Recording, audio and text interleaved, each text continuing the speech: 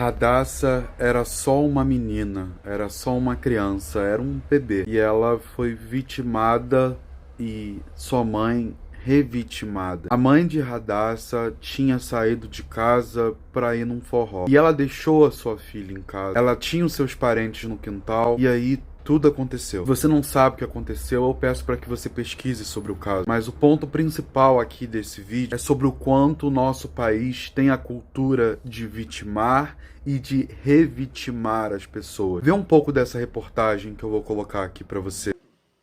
Às vezes eu peço até a Deus para me dar um coração mais de pedra. Porque talvez se eu tivesse um coração mais de pedra, minha filha estaria aqui. Não sei, eu não sei. A gente vê, Passaia, Suelen está muito chocada, emocionada com tudo que aconteceu. Inclusive, o enterro que aconteceu aqui no cemitério de Nova Iguaçu, na Baixada Fluminense. Ela não teve condições e não pôde ir ao enterro da caçula, de apenas 4 anos de idade. Porque eu não fui. Não foi por causa de mim. Foi porque me proibiram, porque falaram que todo mundo estava querendo me lixar. Eu não pude despedir da minha filha. Eu não pude despedir da minha filha. Eu fiquei maluca dentro de casa, eu ligava para meus irmãos. Eu batia a cabeça na parede, porque eu não aceitei não poder ir. Mas a minha irmã falou que eu tinha fazer uma que ser pergunta, por favor? forte. Que também eu não ia aguentar. Pois não, Passaia. É o seguinte, eu também não quero explorar o sofrimento da mãe, ela quer falar, graças a Deus. Só uma pergunta para ela, quando ela saiu e deixou a filha em casa, ela foi para onde? O que ela foi fazer? Passaia, a mãe, quando saiu, deixou essas crianças em casa, era uma noite, e ela vai contar pra gente. Suelen, Passaia gostaria de saber, quando você saiu de casa, você foi para onde? Você tomou algum cuidado para que essas crianças ficassem em casa? Eu fui para a praça de Cabo Sul. Eu não tenho costume de ir, porque graças a Deus eu sou afastada do evangelho. Eu sofri uma ansiedade tão grande que eu não gosto de beber. Se eu for por aí lugares muito abafados, eu tenho a fobia. Mas infelizmente, nesse dia eu fui. Não botei um álcool na boca porque eu não bebo. O único vício que eu tenho é meu cigarro. Eu dei janta a meus filhos. Primeiro dei banho, dei janta, botei eles para dormir quietinho. Nunca passou na minha cabeça que isso ia acontecer. Porque sempre quando eu saio, fica com a minha irmã. Mas infelizmente eu e ela não estava se falando. Mas tem meu irmão no quintal, a minha irmã ficou acordada até 3 e pouca.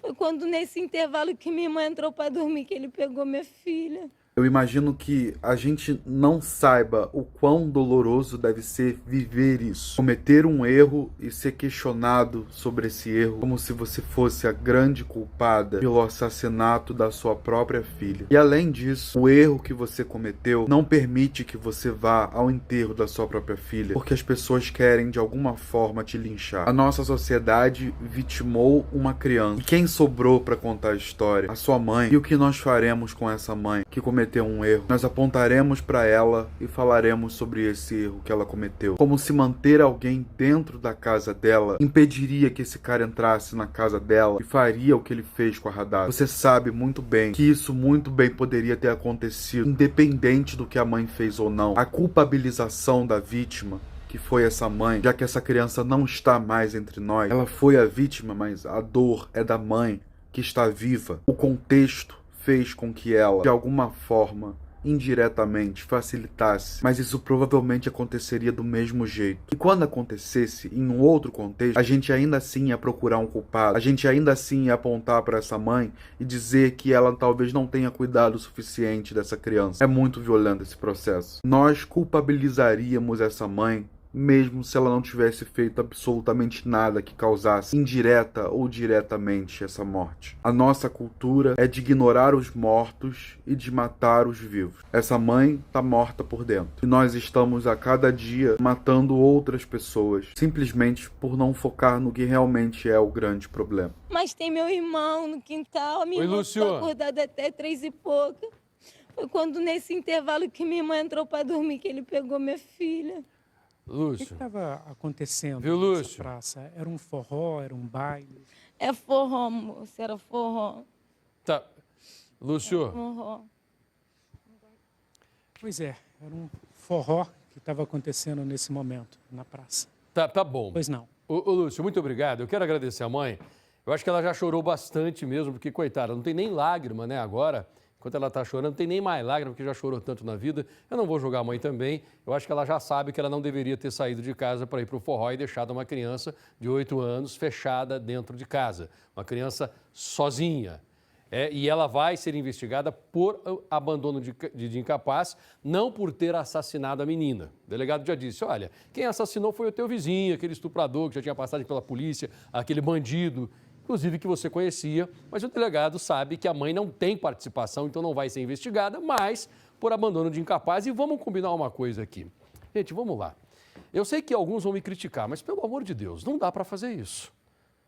Não adianta depois, eu gostaria de ter um coração mais duro. Poxa, vai deixar a criança em casa, 8 aninhos, e vai para o forró?